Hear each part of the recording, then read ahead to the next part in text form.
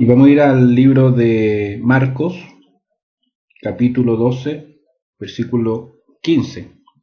Marcos, capítulo 12, versículo 15. Dice así la palabra. Dice, mas él, percibiendo la hipocresía de ellos, les dijo, ¿por qué me tentáis? Traedme la moneda para que la vea. ¿Ya? Dice, mas él, ¿quién? El Señor, Jesús, percibiendo la hipocresía de ellos, de las personas que querían tentarlo. Les dijo, ¿por qué me tentáis? Traedme la moneda para que la vean.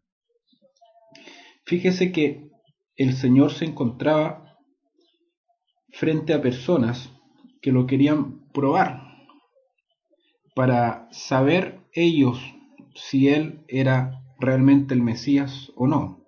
Vemos muchas veces que los fariseos lo quisieron probar, lo quisieron, digamos, pesar en su sabiduría, digamos, en la autoridad, porque recordemos que el Señor era un maestro de Israel.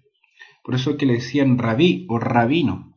Y fíjese que un rabí tenía por lo menos que saber gran parte del Antiguo Testamento, la Torá, como se le decía, la ley, los primeros 5 libros, de memoria a los 12 años. Fíjese que un rabí tenía que tener eh, tal dominio de las escrituras que no lo podían sorprender en una ignorancia, ¿ya? No lo podían sorprender en una falencia en cuanto a las escrituras, porque para ese tiempo, para ser rabí, para ser el rabino, ¿ya? El maestro de Israel, tenía que tener un manejo prácticamente sobrenatural de la palabra, ¿ya? O sea, tener la palabra, digamos, impregnada en sí, de tal forma que podía citar las escrituras en cualquier parte donde pudiera estar. Vemos a Dios, vemos a Cristo Jesús a los 12 años, estando en los negocios del Padre. Y él, cuando estaba con los maestros, él les preguntaba acerca de la palabra, de la Torá, de la ley, de los profetas. Y vemos también, y la palabra nos enseña, que los maestros se sorprendían frente a la respuesta de Jesús a los 12 años. Y fíjese que el israelita, el judío, a los 12 años se consideraba ya una persona que tenía, por así decirlo, un derecho a elección, por así decirlo, como la antesala prácticamente a una persona adulta, fíjese muy bien. Entonces aquí el Señor se encontró con esta situación una vez más, pero fíjese que Él percibió, ¿qué cosa? La hipocresía de ellos. Fíjense que el Señor, las personas que estaban con él lo querían probar y tentar respecto si era lícito dar o pagar el impuesto a César. Y recordemos que el Señor en su infinita sabiduría, recordemos que Salomón y David fueron los ancestros del Señor, pero en su infinita sabiduría, como hombre de Dios y como Dios, ¿ya? Le respondió, dad al César lo que es del César y a Dios lo que es de Dios, ¿ya? O sea, le respondió con qué, con sabiduría, pero antes de responder con la sabiduría que podíamos ver en el Señor Jesucristo, Él hizo algo. Él percibió el corazón, percibió los espíritus de los hombres.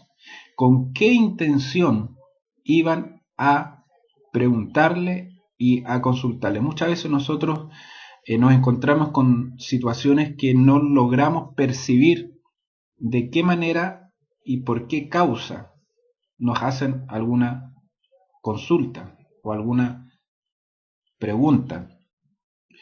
Podemos estar con personas conocidas, con hermanos que han trabajado con nosotros por muchos años, por mucho tiempo, y podemos tener, digamos, por así decirlo, ya una respuesta en base a lo que conocemos del hermano.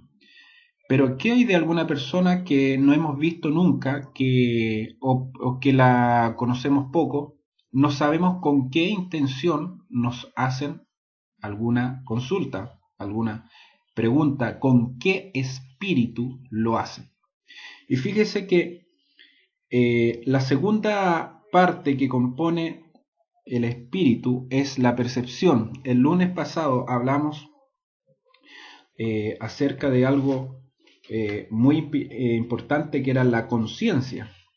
Hablamos de que la conciencia era una parte importante del espíritu, que Dios hablaba por medio de ella, que era como, por así decirlo, el control de mando del espíritu, ¿ya?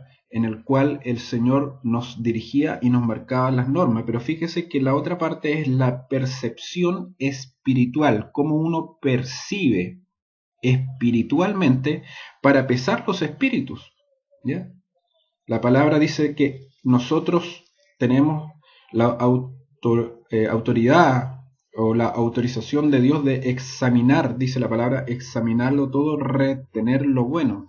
Y también nosotros podemos pesar los espíritus para saber si son de Dios o no, ¿ya? Podemos probar los espíritus, de qué lado vienen, de las tinieblas o de parte de Dios. Pero para eso tenemos que tener desarrollado la percepción espiritual. Fíjese que la percepción se da en dos ámbitos bien importantes: la percepción de los hombres y la percepción de lo espiritual. Fíjese muy bien, la percepción de los hombres y la percepción espiritual. Aquí podemos ver que el Señor percibió el corazón de aquellos hombres en Marcos 12. ¿Ya? El Señor, por así decirlo, Él es nuestro modelo. El apóstol Pablo dijo: imitadme a mí como yo imito a Cristo. O sea que el apóstol Pablo mostraba a Cristo, ¿ya? Y él decía: ustedes hagan lo que yo hago porque yo imito a Cristo, imito al Señor. Y fíjese muy bien que la percepción de los hombres, de los espíritus de las personas, es algo tan importante para este tiempo, porque estamos viviendo un tiempo de confusión como nunca antes hemos visto. Estamos viendo un periodo en la historia de la Iglesia en el cual el sincretismo, o sea, las mezclas con lo espiritual, de lo profano con lo espiritual, se está dando de una manera tan extraordinaria que personas, incluso hijos de Dios, se ven confundidos.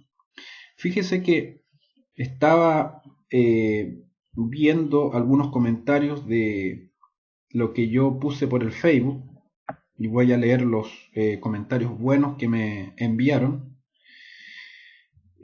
No quiero leer los malos, sino que los buenos, ¿ya? Aquí habla un apóstol acerca de que dice es una aberración y un ataque a la verdad. ¿De qué cosa?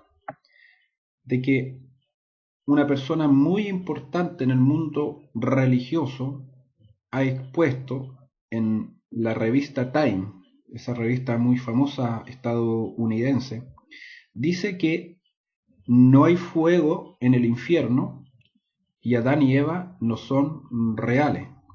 Expone una autoridad muy importante del mundo religioso occidental.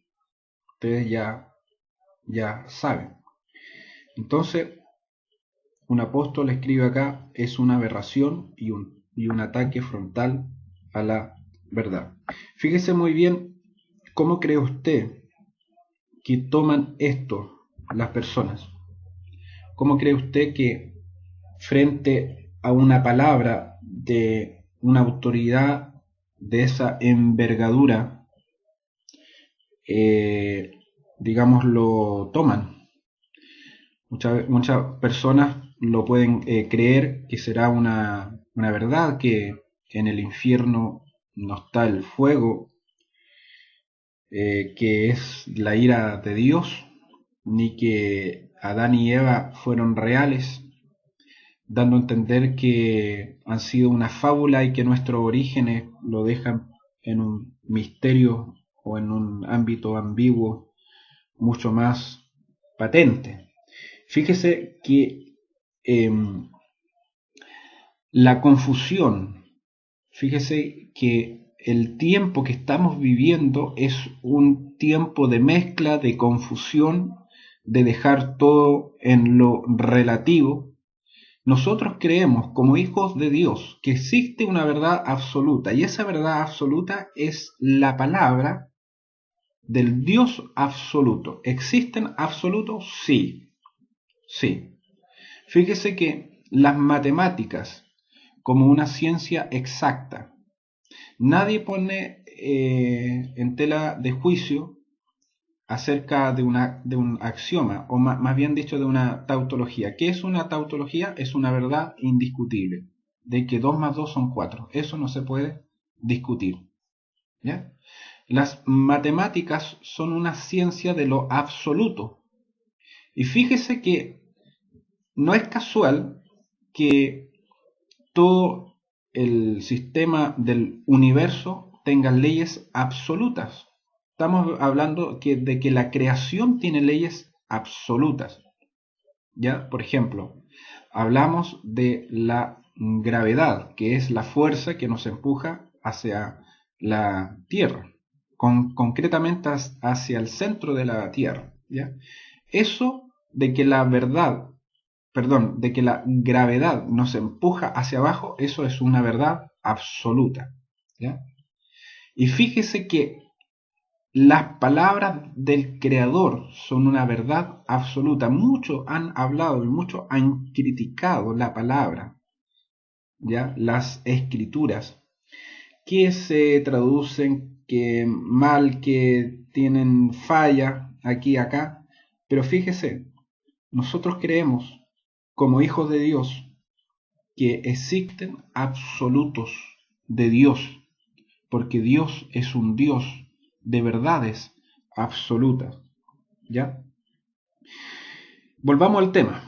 Estamos hablando entonces de la percepción. El Señor percibió el corazón de aquellos hombres, la hipocresía en concreto, pero también tenemos la percepción espiritual. Y yo quiero ir avanzando con este texto en 1 Corintios 2:14. Dice, pero el hombre natural no percibe las cosas que son del Espíritu de Dios, porque para él son locura y no las puede entender porque se han de discernir espiritualmente. Fíjese muy bien. Este versículo nos habla acerca de que el hombre natural no puede percibir, ¿ya?, lo espiritual. Es como que yo hablara en un idioma desconocido y aunque quisiera percibir el significado de aquellas palabras, de que otra persona que quisiera percibir el significado de esas palabras no lo podría entender, ¿ya? Y es más, a veces hay algunos códigos, y me refiero a algunos códigos que personas, digamos, que se conocen muy bien, dicen a ciertas cosas, dan algunas señas. Por ejemplo, bueno, no es que yo juegue a las cartas, pero hay un juego de cartas que se llama póker, en el cual hacen señales, tienen unos códigos, hacen unos movimientos de tal persona, de tal forma que la persona, digamos, que se está compitiendo, no lo pueda entender, ¿ya? Lo mismo pasa acá. Nosotros nos encontramos que la persona natural no percibe, no puede percibir las cosas del espíritu porque no es un hombre espiritual. Por eso que la Biblia nos enseña que hay que nacer de nuevo, porque por medio del espíritu podemos percibir las cosas espirituales. Se ha encontrado muchas veces que usted tiene una ciencia del Padre, una ciencia que Dios le dio, que viene desde la eternidad de nuestro estado preexistencial. Nos encontramos con la sabiduría del Espíritu. Es más, la palabra dice que aquel que esté falto de sabiduría, pídala a Dios, que Él la va a dar abundantemente. Fíjese que el hombre natural no percibe las cosas del Espíritu, porque para él dice que son locura y no las puede entender porque han de discernirse espiritualmente. Una persona que tiene un alma y que tiene un espíritu muerto no puede percibir las cosas espirituales. ¿Ya? Puede que tenga alguna religión, algún sistema de valores, pero las cosas espirituales, las cosas que vienen de lo alto, las cosas que vienen de Dios, no las puede percibir. Por eso que ahí nos podemos dar cuenta que hay personas que no pueden comprender por qué oramos, no pueden entender por qué buscamos a Dios, por qué nos mantenemos en santidad, no pueden comprender y lo ven por fuera y dicen, bueno, ¿qué sacan con ustedes por tener una religión, por ir a la iglesia? Están perdiendo el tiempo. Yo me he encontrado con personas que incluso confunden, ¿ya? Confunden, por así decirlo, la ignorancia o la flojera con estar conectados con las cosas espirituales. Y nosotros como hijos de Dios sabemos que son cosas totalmente distintas. Ahí podemos encontrar un caso muy claro de un hombre natural, ¿ya? Un hombre de la tierra, un hombre terrenal que carece de la chispa divina, que carece del espíritu, porque viene con el espíritu muerto. Por eso que el Señor nos hace resucitar espiritualmente. Dios es un Dios de resurrección. Fíjese lo importante que estamos diciendo. Dios es un Dios de resurrección, un Dios que nos da vida. Nosotros podemos ver o nos podemos digamos, maravillar cuando una persona resucita físicamente, pero no nos maravillamos cuando una persona resucita espiritualmente, que es la resurrección que en el reino de los cielos se estima incluso más que una resurrección física. Pero como todavía somos hombres terrenales de esta tierra, nos maravillamos más de una resurrección física que de una resurrección espiritual. Fíjese que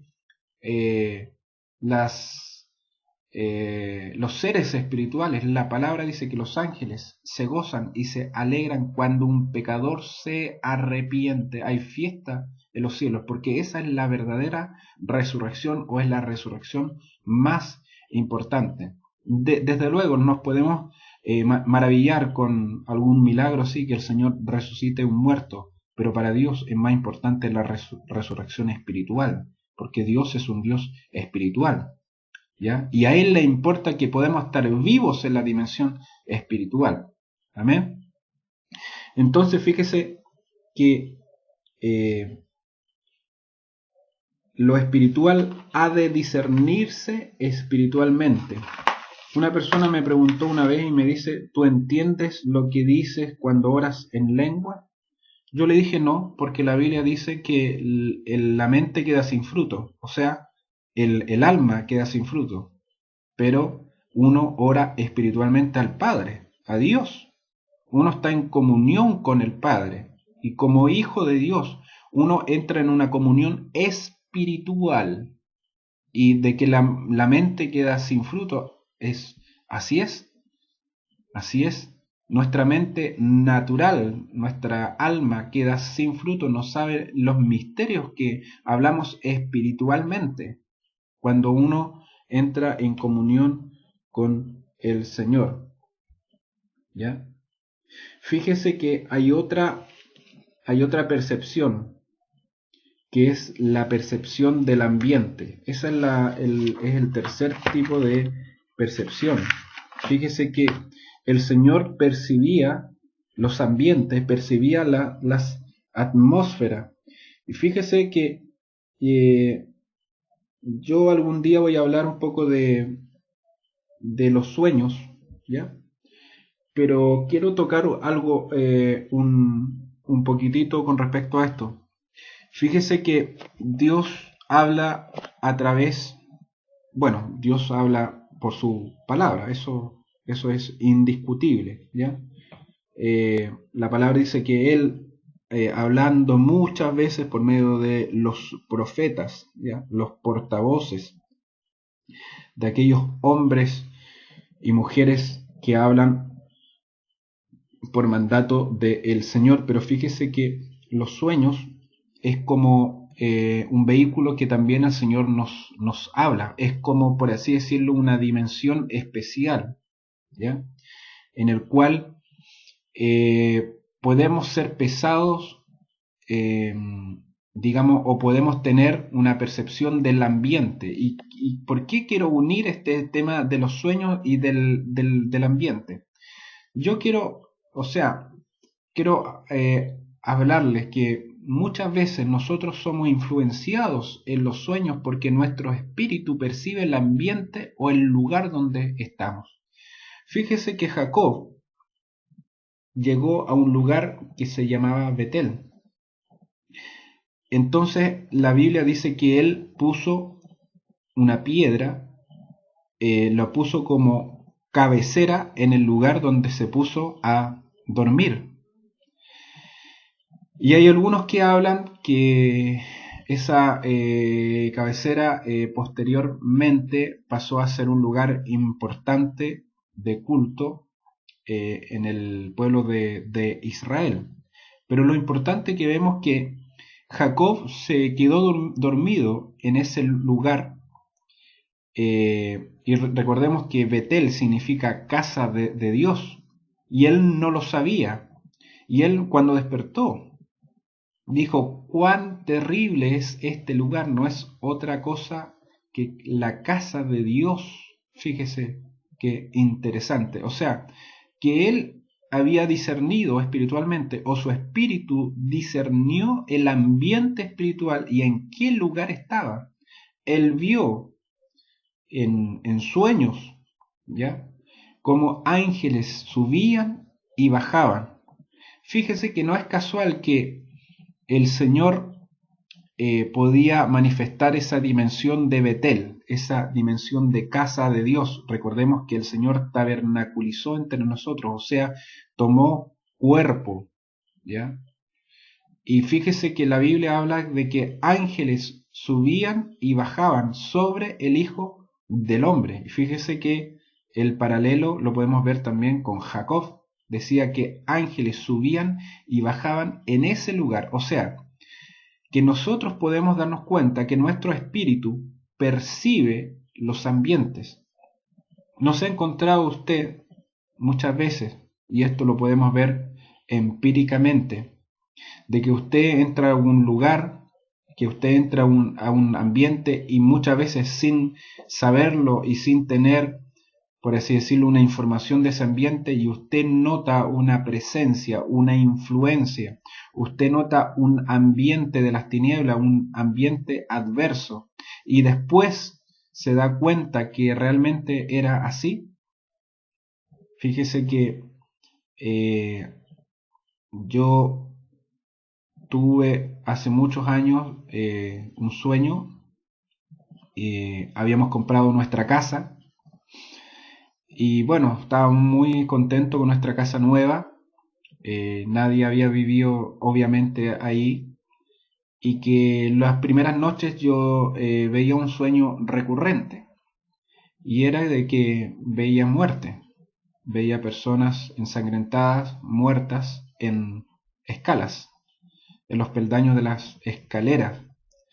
Y yo me empecé a intranquilizar porque era bien recurrente ese sueño. Varias noches soñé lo mismo y me di cuenta, pude percibir espiritualmente de que había una potestad de... Bueno, eso ya es parte del pasado, pero hubo una potestad adversa, una potestad enemiga de Dios que tenía que ver con la muerte y con la sangre. Y efectivamente se comprobó, no solo yo, sino que otros vecinos, de que hubo algo en el lugar donde habíamos comprado la casa, pero gloria a Dios, que llegaron los hijos de Dios. Yo con un vecino conversábamos y empezamos a orar, empezamos a declarar que este lugar era la casa de los hijos de Dios, y si eran la casa de los hijos de Dios, era la casa de Dios Padre. Empezamos a tomar dominio de ese lugar y efectivamente esa influencia se fue.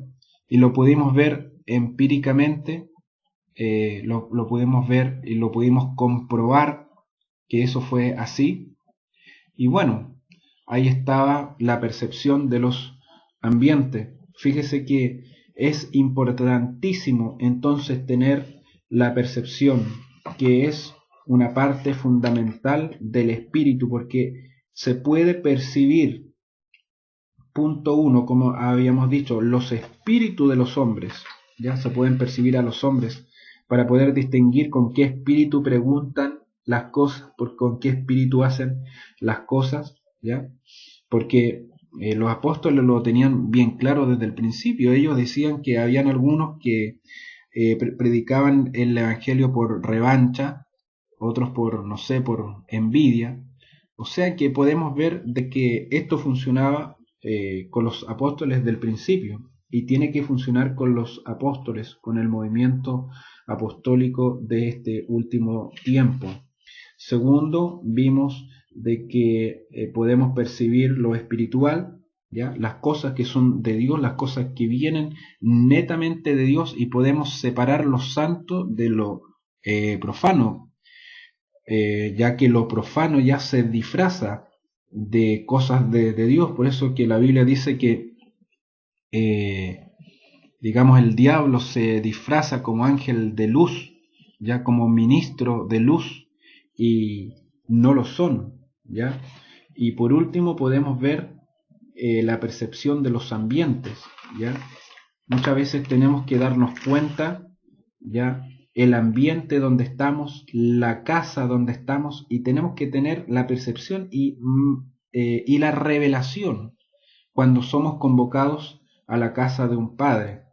Porque fíjese, no es el tema de hoy, pero cuando uno reconoce los ambientes, reconoce una mesa de un padre, reconoce una casa de un padre que Dios ha puesto en una ciudad para tu vida, ya tenemos que tener la percepción y tenemos que reconocer dónde estamos y con quién estamos también, ya.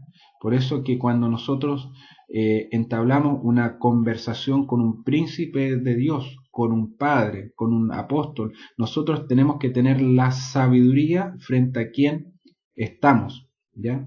Eh, pero el tercer punto es la percepción del ambiente. Jacob no sabía dónde estaba. Jacob no sabía dónde había apoyado su cabeza, ¿ya? Por eso que él ungió esa piedra, digamos, donde él apoyó su cabeza. Hay toda una figura, hay toda una enseñanza ahí, que no lo voy a tocar, sino que él ungió la cabecera, él ungió donde fue apoyada su cabeza, donde fue apoyada su alma, su corazón, ya, porque creemos que el corazón, el alma, está acá en la mente, ya, y él no sabía en qué lugar estaba, hasta que él percibió espiritualmente y le fue revelado que ese lugar era Betel, la casa de Dios. Bueno, el tiempo nos apremia. Este ha sido el tema, la percepción del espíritu, la segunda parte de la estructura del espíritu, y Dios mediante ya voy a concluir con la tercera parte de la estructura del espíritu el día lunes. Así que bueno, yo los bendigo, espero que haya sido un tema de bendición a la luz de la palabra, por supuesto, ya que todo lo que enseñamos está amparado a la luz de las escrituras. ¿Qué te parece, Yared, si nos vamos con un tema y nos despedimos con los hermanos? Bien, vámonos con un tema.